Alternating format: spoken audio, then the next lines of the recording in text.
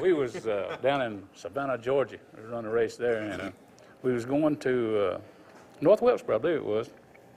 And we was running a little bit late. I kept telling Hunter he had to go, you know, that we was running a little bit late. So we come over one of the hills down there in Georgia, and cop was sitting there, and he come called us and pulled us over. And Jim was just nervous as he could be, you know, when he's getting his license out. So when the patrolman walked up there, you know, and asked him if he was in a hurry, and I said, man, I'm sure glad you stopped him. I've been trying to get him to slow down ever since we left Savannah.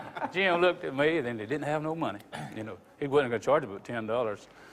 And he wanted to borrow $10. I said, take him to jail because he won't pay me back. But anyway, the patrolman finally looked and recognized us and all, and let him go. But had him worried a little bit. There was a story about you when you broke down at Martinsville and they had a caution. You got across the road and you were going home, past a couple of cars on a white line, and they stopped you. Remember that story? Yeah, I was in there. Huh? I was in that one. You were? Yep. I don't remember that. Well, and the police, am I right about this? Yeah, let Brooks tell it. Yeah, David didn't run good at all. That was toward the end of his time, I guess. Anyway, he didn't run good at all that day. What do you mean end of a time? I was getting toward the end of the time. I better tell it. But anyway, they go back to the airport, and he was passing some guys, and he was over on the left-hand lane, on the double line, and a guy pulled him over, and asked him how come he going so fast. And he said, well, I was just trying to get on out of here. He said, I was just, you know, going so we could get out of here. And he said, well, what was you passing on that lane for? And he said, well, I was just trying to get on to the airport. He said, David, I've been watching you at the racetrack today. You ain't passed anybody all day. Why are you starting that?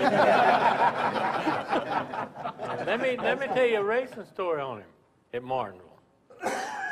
I fell out of the race, and I'm over there getting my clothes changed and everything else, and somebody come running up and says, Leonard Wood wants to talk to you.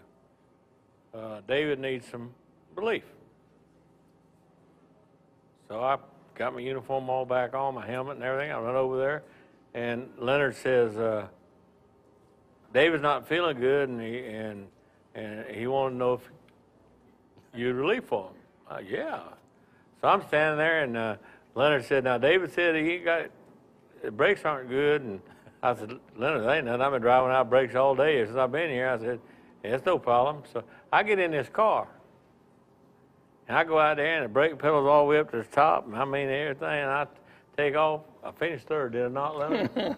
And the next caution come out. You know, I run a while, and the caution come out, and who's running across the racetrack going out the gate? And he's waving at me like this right here. I mean, I'm driving the car. Is that true or what, Leonard Wood? You got me. You talk about some of the race drivers' stuff was superstitious and such, and I don't think they're near as bad as they used to be. But David is he's a little queer when it comes to superstitions. I mean, he's got some good ones. But we were at Martinsville. We were at Bristol one time, and this is kind of along toward the end of David's deal again, you know. And, I'm not superstitious. I just don't pay no attention. So anyway, long about maybe the same year there or something like that. But anyway, he used to always drive with them penny loafers on, like similar to what he's got now. But he always had penny loafers on. Drove that away for years.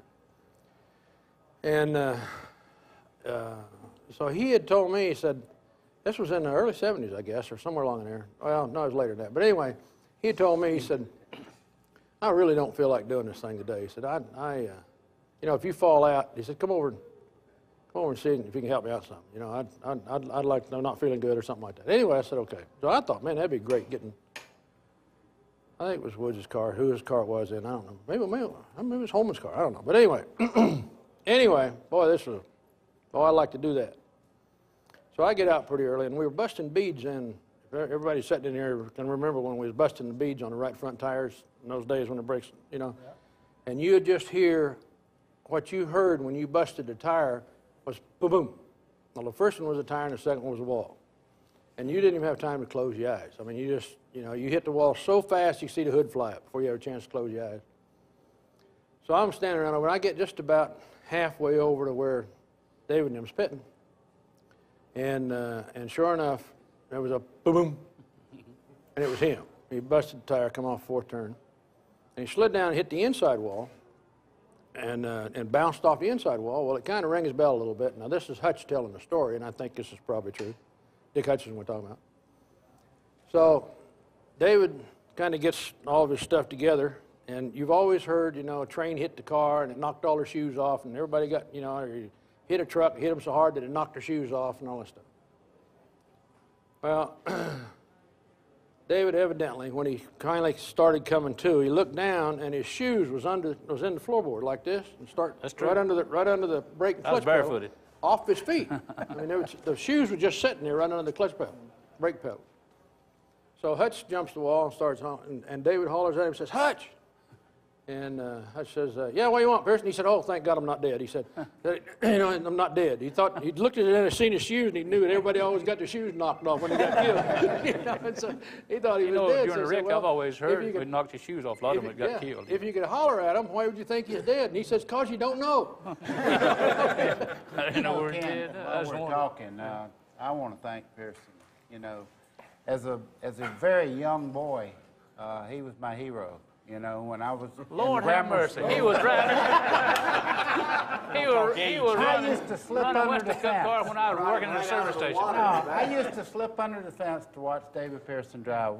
What a driver he was. And I mean, I grew up in the shadow of David Pearson, believe me. I was pumping gas when he was out racing. That's the truth.